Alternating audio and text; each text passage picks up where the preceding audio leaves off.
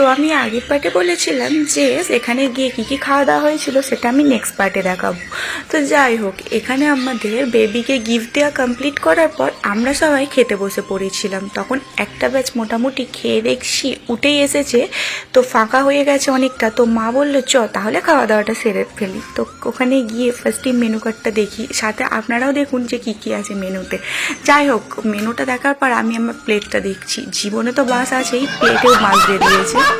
তো তারপরই আমার পাতে পড়ে গেল ফিশ কাটলেট কাসুন্দি। সেটা খাওয়ার পর পড়ে গিয়েছিল মটন চানা বা কিমা যাই হোক হবে, তার সাথে পড়েছিল নান। তো সেটা খাওয়ার পর দেখছি আমার বোনিও বসে বসে খাচ্ছে। চলে এসেছিলো বিরিয়ানি, যেটা খাওয়ার জন্য আমি বসে থাকি।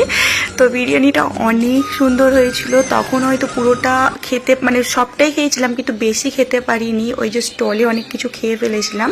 তাই জন্য এখন আমার না ভিডিও এডিট করতে করতে লোভ লেগে যাচ্ছে, আর ভাবছি যে বিরিয়ানিটা যদি কাজ এখন আমি পেতাম।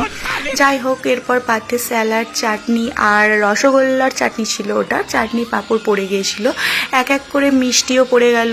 আর এখানে ছিল কালো জাম, চমচম, কালাকাদ, আর হ্যাঁ, ওই যে মুখে ভাত এর অনুষ্ঠান বা অন্নপ্রাশনের পায়েস তো থাকবেই, পায়েসটাও ছিল দেখলেন আগে।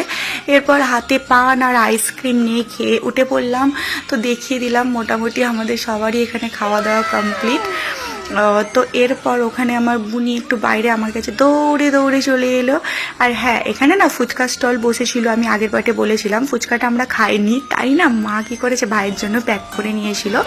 এই খাওয়া দাওয়া কমপ্লিট করে আমরা সবাই বাড়ি চলে এলাম। এই হলো আজকের মিনি ব্লগ। আল্লাহ হাফেজ।